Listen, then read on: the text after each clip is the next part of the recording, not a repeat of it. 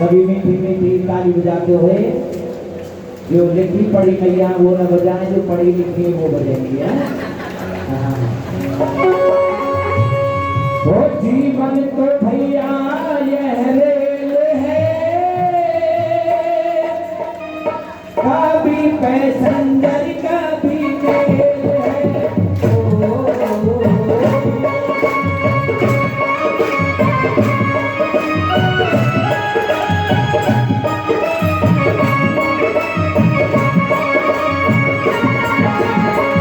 जीवन तो भैया यह रेल है, कभी पैसेंजर कभी मेल है।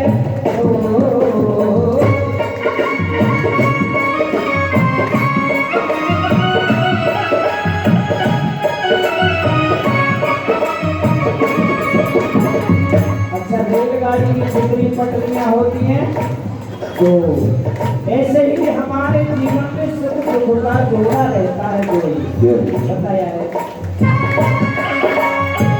सुख दुख की कटोरी लगाती है, आगे मंजिल को हमें पहुंचाती है।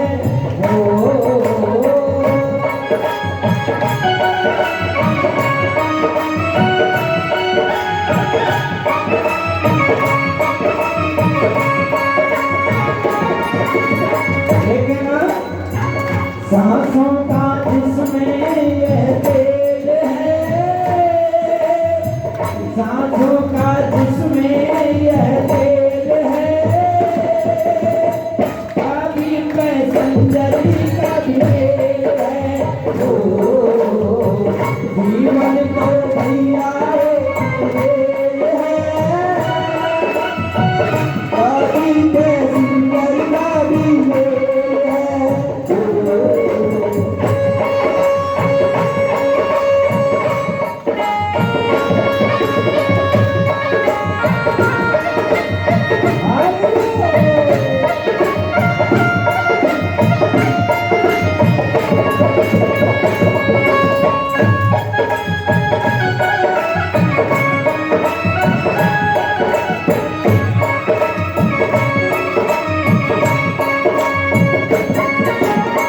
अगर आप रेलगाड़ी में सफर करोगे तो टिकट अवश्य कटवानी लेनी पड़ेगी, है ना भैया?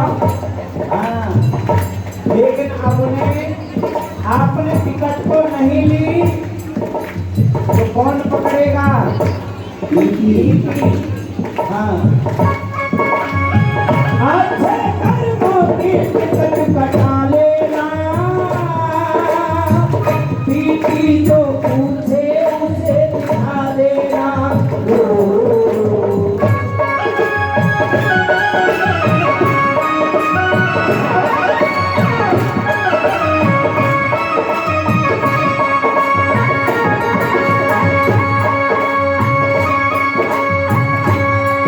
लेकिन आप रेलगाड़ी में सफर कर रहे हैं, टिकट नहीं ली तो बिना टिकट के जेल हो जाएगी। लिखा रहता 500 रुपए का जुर्माना या जेल का। बिना टिकट के सीधी जेल है, कभी पैसेंजर कभी मेल है। जीवन जो भैया रेल है, कभी पैसेंजर कभी मेल है। जीवन तो भैया यह रेल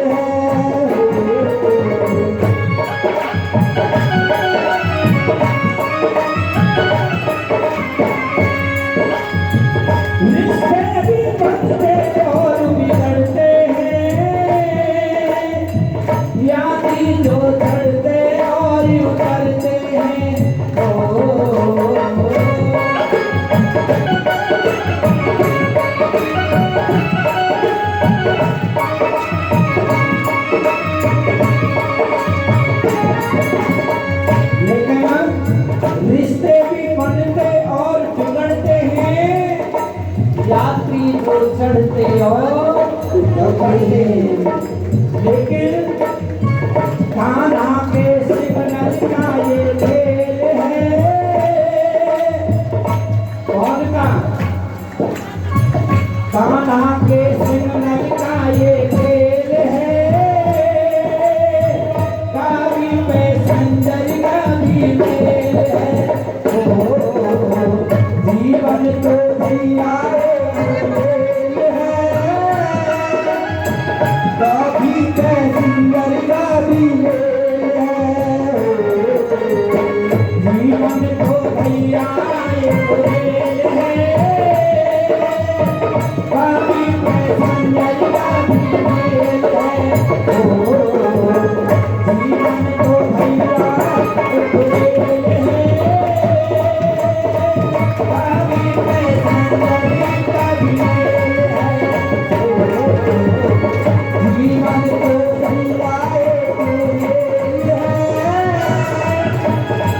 कावी पैसेंजर का भी मेल है।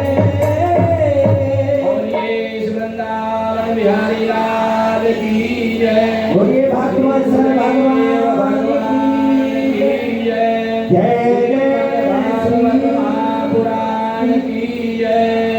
जय जय श्री राधे। जय जय श्री राधे। जय जय श्री राधे श्याम। इस प्रकार से सत्यव्रत नाम के राजा हुए हैं। सुखदेव भगवान कहते हैं राजन, सत्यव्रत नाम के राजा हैं। ये नदी में स्नान करने के लिए गए। वहाँ इन्होंने नदी में स्नान किया, कमंडल में जल लेकर के आए। जैसे ही महल के अंदर घुसे तो आवाज आई कि राजन, यहाँ मेरा दम घुट रहा है, मुझे ज्यादा जल में छोड़ दो। राजा ने चारों ओर देखा, आवाज कहाँ से आ रही है तो देखा कमंडल में से आ रही है। राधे राधे। इसमें एक छोटी सी मछली है। इस मछली ने कहा इस जल में मेरा दम घुट रहा है, मुझे बड़े जल में डाल दो। राजा ने बड़े पात्र में जल भर कर के डाला तो फिर इसका आकार बढ़ गया। इसने फिर कहा यहाँ भी मेरा दम घुट रहा है। राजा इस मछली को लेकर के समुद्र के किनारे गए। समुद्र में छोड़ा तो इसने विराट रूप धारण कर लिया। राजा ने पूछा आप कौन हैं? मछली तो आप हैं नहीं, पर मछली के रूप में आप कौन हैं? भगवान ने कहा मैं विष्णु हूँ, नारायण हूँ, और ये मेरा मत्स्यावतार है। बोल मत्स्यावतार भगवान की जय। आज के 7वें दिन महाप्रलय होगी, पूरी पृथ्वी जलमग्न हो जाएगी। यहाँ पर जल में एक नाव आएगी। आप उस नाव में मैं आपको सभी सृष्टि के बीज दे रहा हूँ। एक पोटली में सारी सृष्टि के बीज दे करके मत्स्य भगवान ने कहा कि आप नाव में बैठ जाना और नाव में शेष नाग आएगा, उस शेष नाग को नाव से बांध देना और फिर मैं तैरता हुआ आऊंगा मत्स्यावतार लेकर के, मेरे सींग से शेष नाग को बांध देना। राधे राधे। महाप्रलय तक ये नाव नहीं डूबेगी। जब प्रलय समाप्त हो जाएगी आपको इन बीजों की सुरक्षा करनी है। सप्तऋषि आएंगे, आप इनको ये बीज दे देना, इससे पुनः सृष्टि का निर्माण हो सके। राधे राधे। 7वें दिन महाप्रलय हुई। जैसा जैसा मत्स्यावतार ने बताया था राजा ने वैसा ही किया और यही राजा आगे वैवस्वत मनु हुए। इनके कोई संतान नहीं थी। ए प्रजस्य मनो पूर्वं वसिष्ठो भगवान किल मित्रावस्यारोरिष्ट प्रजार्थं करोत् प्रभु। महर्षि वशिष्ठ के द्वारा इन्होंने मित्रावरुण का यज्ञ कराया पुत्र प्राप्ति के लिए। ब्राह्मणों ने इनके यहाँ यज्ञ किया। इनकी जो पत्नी है उसका नाम है श्रद्धा। उसने ब्राह्मणों की बड़ी सेवा की और ब्राह्मणों से कहा कि मुझे बेटा नहीं बेटी चाहिए। राधे राधे। अब माताएं ब्राह्मणों की सेवा कर रहे हैं तो माता की इच्छा के लिए ब्राह्मणों ने कन्या के लिए ही मंत्रों का जाप किया। समय आने पर इनके यहाँ एक कन्या हुई। जब राजा वैवस्वत मनु ने सुना तो ये प्रसन्न नहीं हुए। ये महर्षि वशिष्ठ के पास में गए, बोले गुरुदेव मैंने तो पुत्र के लिए यज्ञ किया था, फिर ये कन्या कैसे हो गई? वशिष्ठ मुनि ने ब्राह्मणों को बुलाया। ब्राह्मणों ने कहा गुरुदेव अब इसमें हमारी कोई गलती नहीं है। माताजी सेवा बहुत करती थी इसलिए हमने माताजी के अनुसार ही कन्या प्राप्ति के लिए भजन किया था। वशिष्ठ जी ने कहा राजन ये तो आपके घर की गड़बड़ है। राधे राधे। ब्राह्मणों का कोई अपराध इसमें नहीं है। वैवस्वत मनु ने कहा गुरुदेव आप तो समर्थ हैं, मुझे तो बेटा ही चाहिए। वशिष्ठ मुनि ने राजा के ज्यादा आग्रह करने पर इस बेटी को बेटा बना दिया और इसका नाम रखा गया सुदुम्न। एक दिन ये सुदुम्न शिकार खेलने के लिए गया। प्रगृह्यं रुचिरं चापं सरांस्यै परमाद्भुतान् दंसितो अनुमृगं वीरो जगाम दिशमुत्तरः। शिकार खेलता हुआ अपने सैनिकों के साथ में इलाव्रत नाम का वन है उसमें चला गया। राधे राधे। यहाँ पर एक बार की बात है, भगवान शिव पार्वती की गोद में सिर रख करके विहार कर रहे थे। वृषकेतु नाम का एक यक्ष इधर से आकाश मार्ग से जा रहा था। उसने सारे सांसारिक पुरुष भी एकांत में विहार करते हैं, आप शंकर भगवान होकर के ऐसा कर रहे हैं। हालांकि ऐसा कहने से पार्वती ने उनको श्राप दे दिया और ये वृत्रासुर नाम के राक्षस हुए। राधे राधे। लेकिन भगवान शंकर से प्रार्थना की महाराज कोई व्यवस्था करें, ऐसे कैसे चलेगा? तो भगवान ने शिलावृत खंड को कील दिया, जो इस वन में आएगा पुरुष तो स्त्री हो जाएगा। अब ये महाराज सुदुम्न सैनिकों के साथ में इस वन में चले गए और वो स्त्री बन गए। राधे राधे। घोड़ा घोड़ी बन गए, सैनिक सब स्त्री बन गए। जब ये घर नहीं पहुंचे तो वैवस्वत मनु को बड़ी चिंता हुई। इन्होंने वशिष्ठ मुनि से पूछा तो उन्होंने ध्यान लगाया, बताया कि तुम्हारा बेटा फिर बेटी हो गया। राधे राधे। इन्होंने फिर आग्रह किया तो वशिष्ठ मुनि ने इस बेटी को बेटा तो बना दिया, पर कहा कि 6 महीने ये स्त्री रहेगा और 6 महीने पुरुष रहेगा। राधे राधे। अब ये 6 राजा बनाया गया, 6 महीने पर्दे में रहे, 6 महीने गद्दी पर बैठे। प्रजा ने इसको स्वीकार नहीं किया। इसके बाद में इसके पुत्र को राज्य देकर के ये जंगल में चले गए। राधे राधे। आगे चल कर के इन्हीं के वंश में योनास नाम के राजा हुए।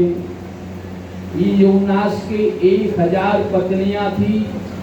राजा ने इनके ऊपर चढ़ाई कर दी तो ये हार मानकर राज्य छोड़ करके जंगल में चले गए।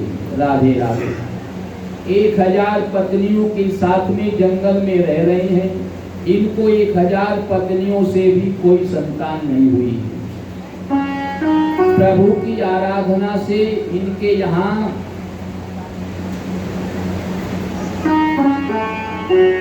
योनास के यहाँ यज्ञ कराया। इन्होंने योनास ने यज्ञ कराया तो यज्ञ में ये रात्रि में यज्ञ की रक्षा करते थे, ब्राह्मण शयन करने के लिए चले जाते थे। उस समय जंगल में ही अनुष्ठान होते थे, कमरे नहीं होते थे।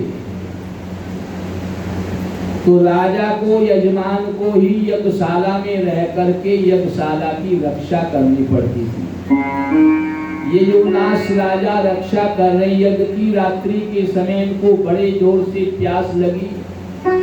प्यास के बिना ये रह नहीं सके, तो अभिमंत्रित जल एक कलश में अलग रखा हुआ था, जो महारानी को पिलाना था पुत्र प्राप्ति के लिए। राधे राधे। इनको प्यास लगी तो ये उसी कलश के जल को पी गए। सवेरे ब्राह्मण लोग आए तो कहा, ये कलश का जल कहाँ गया?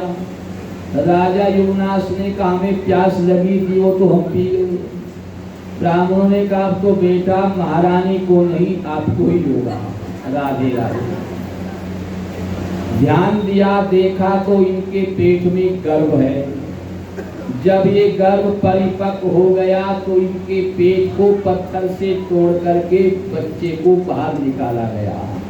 राधे राधे। बच्चा बाहर निकला तो ये भूख के मारे रोने लगा। अब माता से हो तो स्तनपान करा सके हैं, पिता से हुआ है तो उसको भोजन कैसे दें? ये रोने लगा तो इंद्र दौड़ करके आए। इंद्र की जो तर्जनी अंगुली है इसमें शहद होता है। इंद्र ने, बच्चे ने कहा, मेरी माँ कहाँ है? मेरी माँ कौन बनेगा? इंद्र ने कहा, मां धाता, मैं तुम्हारी माँ बनूंगा। शहद की उंगली इनके मुख में दे दी तो इंद्र ने कहा था कि मां धाता, मैं तुम्हारी माँ बनूंगा, तो इनका नाम मान धाता रखा गया। राधे राधे।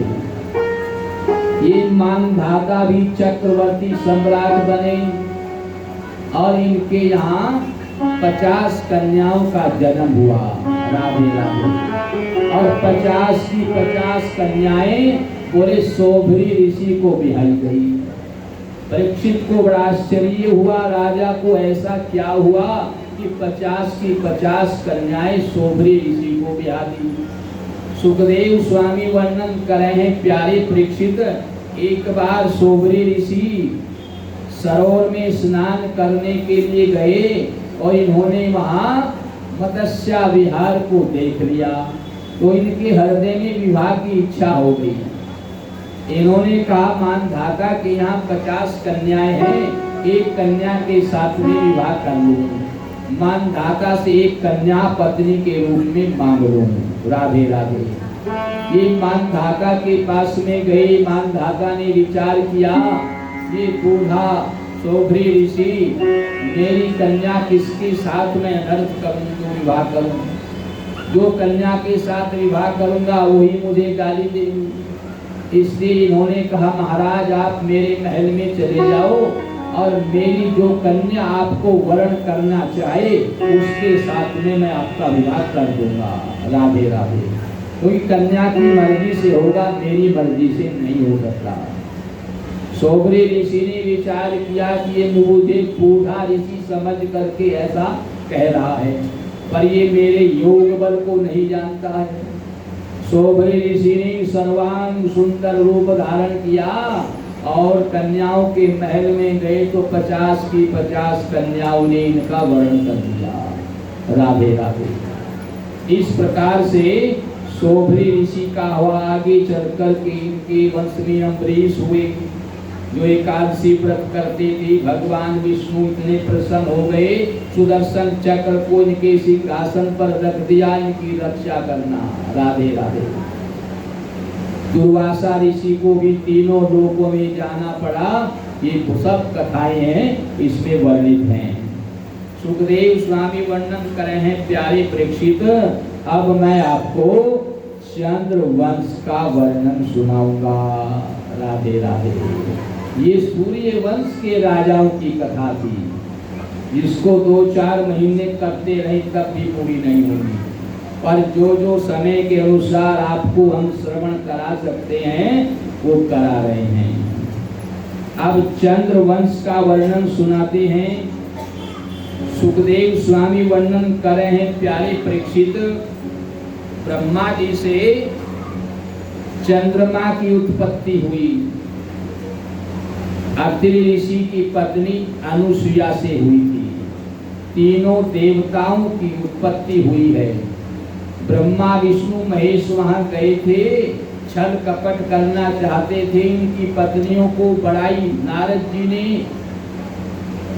इनकी पत्नियों के सामने की थी कि अनुसुईया बड़ी पतिव्रता है, और ये तीनों देवियां अपने आप को पतिव्रता मानती थी। तो तीनों देवताओं को इनका सतीत्व भंग करने के लिए भेजा कि हम ही पतिव्रता रहें। राधे राधे।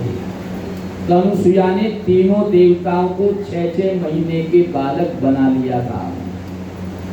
फिर भगवान ने कहा अब आप मांगो, क्या मांगना है। तो अनुसुईया ने कहा कि तीनों देवता जब मेरे यहाँ पुत्र बन ही गए तो पुत्र के रूप में मैं आपको देखना चाहती हूँ। राधे राधे। तो ब्रह्मा जी के अंश से चंद्रमा, शंकर के अंश से दुर्वासा और विष्णु के अंश से दत्तात्रेय, 3 बेटा अनुसुईया के हुए। तो ब्रह्मा जी के चंद्रमा के बुध से इला, और इन इला और बुध से पुरुरवा, नहुष, ययाति आदि राजा हुए। ययाति जो राजा थे एक बार शिकार खेलने के लिए गए। ययाति की 5 संतानें थी, 2 पत्नियां थी। राजा परीक्षित ने पूछ लिया प्रभु मैं इस कथा को श्रवण करना चाहता हूँ। तो ययाति शिकार खेलने गए, इनको प्यास लगी तो ये एक कुएं में पानी की तलाश में गए। तो वहां देखा एक कन्या नंग धड़ंग पड़ी है। इन्होंने अपने वस्त्र लिए, रस्सी बांध करके बाहर निकाला, और ये कन्या जब बाहर आई तो राजा ने हाथ पकड़ कर इनको बाहर निकाला। राधे राधे। कन्या ने कहा आपने मेरा हाथ अब पकड़ लिया है तो छोड़ना नहीं है। राजा ने पूछा मतलब क्या है। बोले आप मेरे साथ में विवाह करें। राजा ने पूछा आप कौन हैं। तो उन्होंने बताया कि मैं शुक्राचार्य की बेटी शर्मिष्ठा हूँ। फिर आप ब्राह्मणी हैं और मैं क्षत्रिय हूँ, आपके साथ में मेरा विवाह कैसे हो सकता है। शर्मिष्ठा ने कहा हो सकता है, मुझे श्राप लगा है, ब्राह्मण पति नहीं मिलेगा। बोले क्यों। बोले एक बार बृहस्पति के पुत्र संजीवनी विद्या सीखने के लिए शुक्राचार्य के पास में आए। शुक्राचार्य ने इनको मना कर दिया, देवता का पुत्र है मैं क्यों सिखाऊं। लेकिन देवयानी इनका नाम है, शुक्राचार्य की कन्या, देवयानी को ये पसंद आ गई। इन्होंने कहा अगर आप मेरे साथ में विवाह करें तो मैं अपने पिता से कहकर तुम्हें विद्या सिखवा सकती हूँ। देवता तो स्वार्थी होते हैं, इन्होंने हाँ कर दी। शुक्राचार्य चाहते तो नहीं थे पर पुत्री से प्रेम करते थे, उसके कारण इन्होंने हाँ तो कर दी पर सिखा नहीं रहे हैं। दैत्यों ने कहा ये विद्या सिखा देंगे तो हमारा फिर नुकसान होगा। शुक्राचार्य ने बहुत समझाया, मैंने कन्या के प्रेम के वजह से हाँ भरिए सिखाऊंगा नहीं, पर दैत्यों को विश्वास नहीं हुआ। इन्होंने एक दिन इस देवपुत्र को, देवता के पुत्र को मार करके हड्डी जंगल में फेंक दी। अब ये शाम को नहीं आया तो देवयानी रोने लगी। शुक्राचार्य ने ध्यान लगाया, बोले ओहो जंगल में फेंक दिया, इनके पास तो अमृत संजीवनी विद्या है। इन्होंने इस बालक को जीवित किया। दैत्य बड़े परेशान हुए। कुछ दिनों के बाद दैत्यों ने इस देवपुत्र को मार करके इसकी हड्डियों का चूरा बना करके ठंडाई में मिला करके शुक्राचार्य को ही पिला दिया। राधे राधे। अब ये नहीं आया, आज फिर देवयानी फिर रोने लगी। इसके पिताजी ने ध्यान लगाया, बोले ओहो अब की बार तो मेरे पेट में बैठा है, अब मेरी मजबूरी हो गई, इसको विद्या सिखानी पड़ेगी, क्योंकि पेट में से निकालूंगा मेरी मृत्यु हो जाएगी, फिर मुझे कौन जीवित करेगा। इसलिए बड़े ध्यान से पेट में बैठे हुए को इन्होंने विद्या सिखाई, और बड़े ध्यान से सिखाई, जरा सी त्रुटि ना रह जाए। विद्या अध्ययन के बाद में इनका पेट चीर करके बाहर निकाला। शुक्राचार्य का प्राणांत हो गया, पर इस देवपुत्र ने इनको जीवित कर दिया। राधे राधे। जब ये जाने लगे तो देवयानी ने कहा, कहाँ जा रहे हो? मेरे साथ में विवाह करो। बोले, मैंने तो विद्या के लोभ में कह दिया था, मैं तुम्हारे साथ विवाह क्यों करूंगा? देवयानी ने कहा, तुमने विद्या के लोभ में मुझे झूठ बोला है, जाओ तुम सारी विद्या भूल जाओ। देवपुत्र ने भी कहा, जाओ तुम्हें ब्राह्मण पति नहीं मिलेगा। राधे राधे। देवयानी ने ययाति से कहा कि मुझे शाप लगा है, ब्राह्मण पति नहीं मिलेगा, आप ही मेरे साथ में विवाह करो। ययाति ने पूछा, तुम कुएं में क्यों गिरी? तब देवयानी ने बताया, इनके जो राजा हैं वृषपर्वा, उनकी बेटी है शर्मिष्ठा, उसके साथ में और सखियों को लेकर के बोले यहाँ स्नान करने के लिए इस नदी में आई थी। नारद जी आ गए।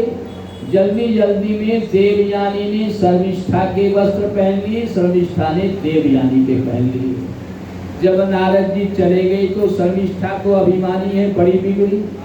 तुम्हारे पिता हमारे यहाँ तो पूजा पाठ करे हैं, हम तुम्हें आजीविका दे हैं, तुमने हमारे वस्त्र पहन लिए।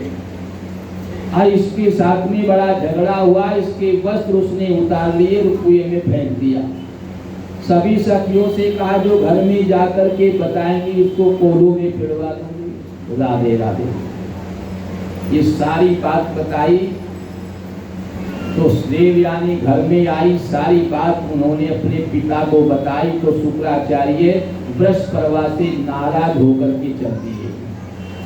वृषपर्वा को पता चला तो वे पास में आए, शुक्राचार्य के चरणों में निवेदन किया, प्रणाम किया, क्षमा याचना मांगी।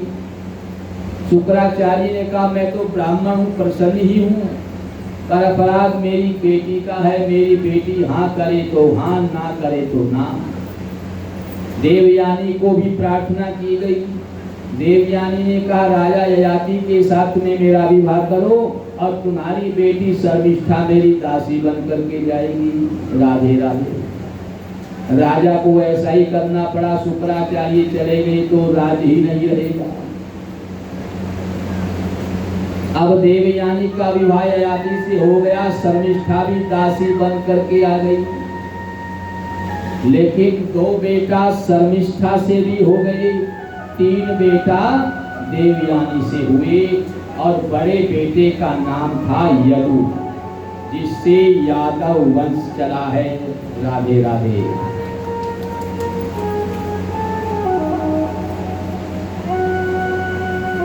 जब देवयानी को पता चला कि शर्मिष्ठा से भी 2 बेटा हुए हैं, ये रूस करके अपने घर आ गई।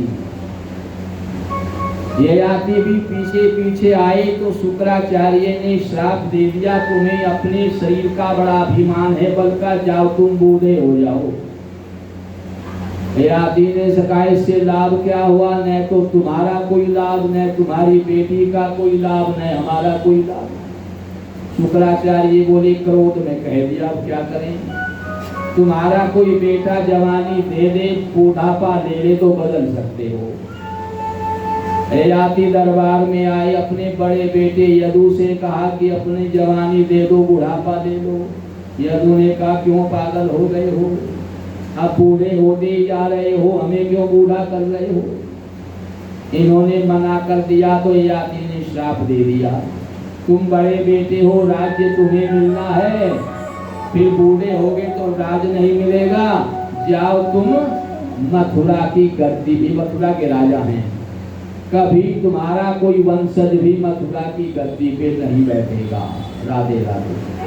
इनके छोटे बेटा हैं पुरु, उन्होंने इनको जवानी देकर के बुढ़ापा दिया, बहुत दिनों तक इन्होंने विहार किया, उसके बाद फिर जवानी देकर के बुढ़ापा लेकर के भजन के लिए चले गए। यदु को श्राप लगा था, इसलिए भगवान ने मथुरा पर राज नहीं किया, द्वारका में जाकर के किया। राधे राधे। सुखदेव स्वामी वर्णन कर रहे हैं, प्यारे परीक्षित, इस प्रकार से भगवान ने अनेक लीलाएं करी हैं। इनकी लीलाओं का कोई पारावार नहीं है। पूरा जीवन लीला श्रवण करते रहे तो भी पूरी नहीं होगी। राधे राधे। कंस का आधिपत्य पृथ्वी पर आया हुआ है। कथितो वंश विस्तारो भवता सोम सूर्ययो राज्यं च भयं वंश्यानां चरितं परमाद्भुतम् यदोस्य धर्मशीलस्य निद्रा मुनिसत्तमे संत्रासेशानवतीर्णस्य विष्णोर्वीर्याणि संसरहे। इसी चंद्रवंश में आगे चल करके कंस नाम के दैत्य हुए हैं, बड़ा आतताई है। इन्होंने अपने पिता को गद्दी से उतार करके स्वयं राजा बन बैठा और मैं ही ब्रह्म हूँ, मेरी ही पूजा होनी चाहिए। यादव वंश का ये प्रश्नी वंश का क्रूर राजा था। 3 वंश हैं, प्रश्नी वंश, यदुवंश और भोजवंश। ये कंस भोजवंश का था और भगवान के वंश में भी 2 थे, यदुवंश और प्रश्नी वंश। भगवान यदुवंश में थे। वे कंस बड़ा ही आतताई था। कंस के अत्याचार से दुखी होकर पृथ्वी ने गाय का रूप बनाया। सभी देवता ब्रह्मा आदि को साथ लेकर के भगवान की शरण में गए। सबने जाकर के भगवान के सामने अपना दुखड़ा रोया। भगवान ने कहा, चिंता न करें, मैं वसुदेव देवकी के गर्भ से जन्म लूंगा और पृथ्वी को निश्चरहीन करूंगा, पृथ्वी को धार को उतारूंगा। राधे राधे। ब्रजमंडल में मेरा अवतार होगा और आप सभी देवता और देवियां मेरी सहायता के लिए ब्रजमंडल में ग्वाल और ग्वालिनी बनकर के पैदा हो जाओ। राधे राधे। सुखदेव स्वामी वर्णन कर रहे हैं, प्यारे प्रेक्षित, इस प्रकार से आश्वासन देकर के भगवान अंतर ध्यान हो गए और आज भगवान के अवतार लेने का अवसर आया है। कंस अपनी चचेरी बहन देवकी का विवाह करना चाहते हैं वसुदेव के साथ में, और जब विवाह हो गया तो कंस अपनी बहन से इतना प्रेम करे है, विदाई के समय घोड़ों की लाश उसने स्वयं ही पकड़ ली। राधे राधे। और अपनी कन्या को विदाई करने के लिए गया। वसुदेव कथा प्रसन्ने पुरुषास्त्रीन् पुनातिः वक्तारं प्रचकं स्रोतस्तत्पादसलिलं यथा। कंस घमंडी तो था ही, जब बहन को लेकर के चला तो आकाशवाणी हुई कि अरे कंस, जिस बहन को तू इतने लाड प्यार से विदाई करने जा रहा है, इसी के 8वें पुत्र के द्वारा तेरी मृत्यु हो जाएगी। राधे राधे। जैसे कंस ने सुना तो गड़बड़ाया और विचार करने लगा कि मुझे भय है तो देवकी के पुत्रों से है, ना तो रहेगी देवकी और ना रहेंगे देवकी के बेटा। म्यान से तलवार निकाल ली, देवकी को मारने के लिए तत्पर हो गया। वसुदेव जी ने हाथ पकड़ लिया, महाराज ये आपकी बहन तो है ही, पर मेरी धर्म पत्नी भी है। मैंने रक्षा का वचन दिया है तो मैं इसकी रक्षा करूंगा। मैं आपके सामने बलवान तो नहीं हूँ, आपसे लड़ तो नहीं सकता, लेकिन मैं आपसे एक वादा करता हूँ कि आपको देवकी से तो कोई भय नहीं है, भय है तो इसके बेटों से है। मैं इसके जितने बेटे होंगे, जैसे ही पैदा होंगे, बराबर तुम्हें देता जाऊंगा, फिर तुम चाहे मारना या छोड़ना। कंस को पता था वसुदेव सत्यवादी हैं, झूठ नहीं बोल सकते। कंस ने वसुदेव की बात को मान लिया और मान करके उन्होंने देवकी को छोड़ दिया, पर वसुदेव देवकी को जेल खाने में डाल दिया।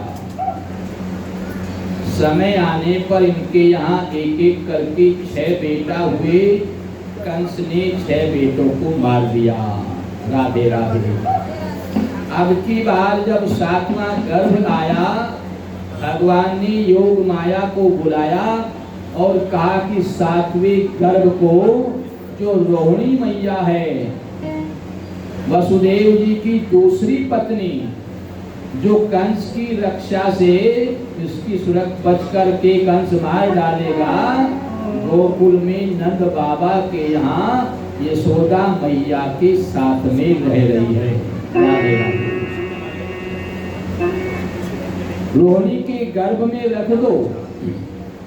योग माया ने इस बालक को रोहिणी के गर्भ में रख दिया और सबको ये हो गया कि बेचारी देवकी का 7वां गर्भ तो छीन हो गया।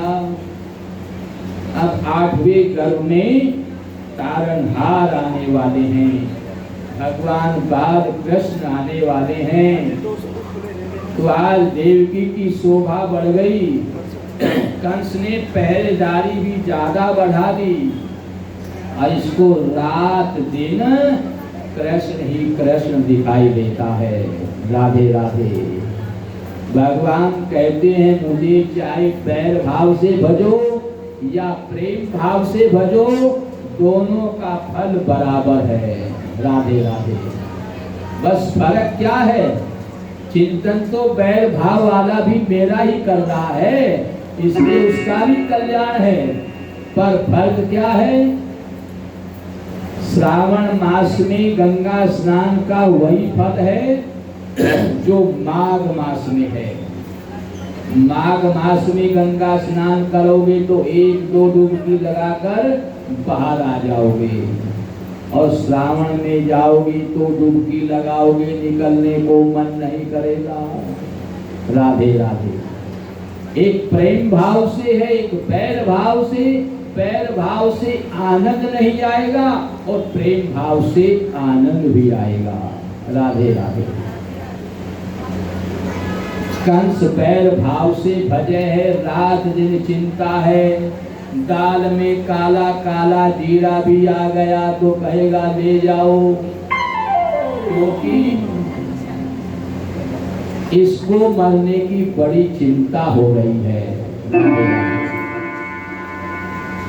समय आने पर भगवान ने कंस की जेल में ही वसुदेव जी को प्रकट होकर के दर्शन दिया और कहा कि अब मैं आपके यहाँ पुत्र रूप में आने वाला हूँ। आपने नैमिषारण्य में मनु और सतरूपा के रूप में आप जब थे तपस्या की थी, मैंने प्रसन्न होकर आकाशवाणी में आपको कहा था मांगो क्या मांगना है। आपने मुझे मेरे जैसा बेटा मांगा था। राधे राधे। मेरे जैसा मैं हूँ, एक दूसरा कोई है नहीं, मेरे जैसा कोई है नहीं, इसलिए मैं आपकी इस बात को पूरी नहीं कर सकता, इसलिए 3 बार आपका बेटा बनूंगा। राधे राधे। आज मैं तुम्हारा बेटा बनने जा रहा हूँ। आपको एक काम करना, जैसे ही मैं पैदा होऊं मुझे नंद बाबा के यहाँ गोकुल में छोड़ना। वहाँ पर एक कन्या जो मेरी ही योग माया है, आपको पैदा हुई मिलेगी, उसको ले आना और मुझे वहाँ छोड़ देना। वसुदेव जी ने कहा कि ताले लगे हैं। तब भगवान ने कहा कि मेरे प्रकट होते ही ताले टूट जाएंगे, पहरेदार सो जाएंगे, तुम्हारा मार्ग निष्कंटक हो जाएगा। राधे राधे। आज भादो का महीना है, अंधेरी रात है, बुधवार का दिन है और रोहिणी नक्षत्र है। राधे राधे। सभी देवता भी स्तुति करने के लिए यहाँ पर आए हैं। आज भगवान के प्राकट्य का दिन आ गया है। अब सर्वगुणों पेते काले परम शोभने ययुवादन नक्षत्र शांत नक्षत्र तारकम। आज रोहिणी नक्षत्र में बुधवार के दिन भगवान श्री कृष्ण ने भादों के महीने में भगवान राम शुक्ल पक्ष में आए तो कृष्ण पक्ष रोने लगा, प्रभु मेरे में ऐसा क्या गुण है। भगवान ने कहा चिंता न करो, अगली बार कृष्ण पक्ष में आऊंगा। चंद्रमा ने कहा दिल में पैदा हुए हो, मेरा क्या दोष है। भगवान ने कहा अगली बार आधी रात में पैदा होऊंगा। राधे राधे। आज भगवान ने ठीक 12 बजे भादों के महीने में कृष्ण पक्ष में अष्टमी तिथि को बुधवार के दिन रोहिणी नक्षत्र में अवतार लिया है। बोलिए बाल कृष्ण भगवान की जय। वसुदेव जी ने इनको एक सूप में रखा और गोकुल की ओर चले तो नदी में, यमुना नदी में बाढ़ आ गई। भगवान के चरण स्पर्श करने के लिए यमुना उछल रही है और वर्षा हो रही है, बादल गरज रहे हैं। यमुना में गए तो शेषनाग ने भगवान के ऊपर वर्षा से बचाने के लिए छाता लगा दिया।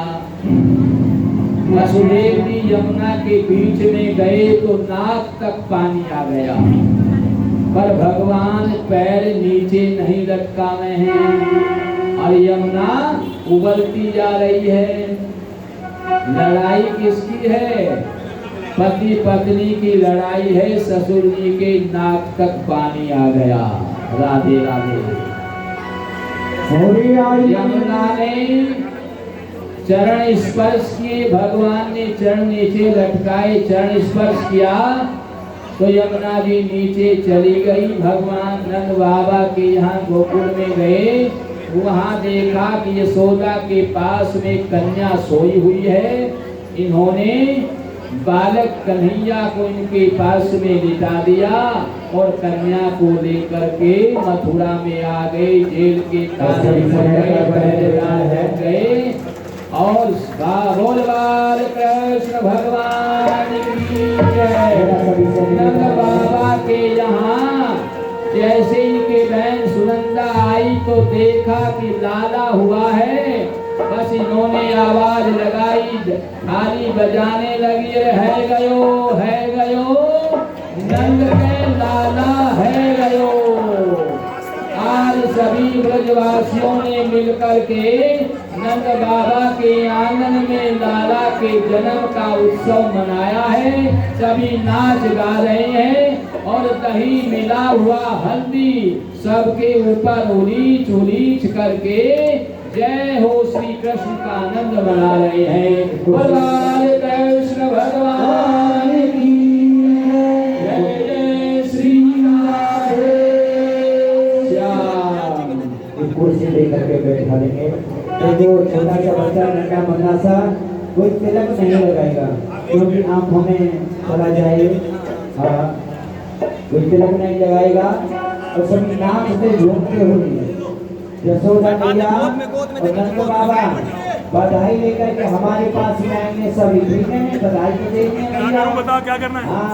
माखन मिश्री चंदन माखन मिश्री बधाई भक्ति हमारी आज बधाई देनी पड़ेगी हमें। थोड़े से हाँ चम्मच से ले लो, अपने अपने भोजन में भोज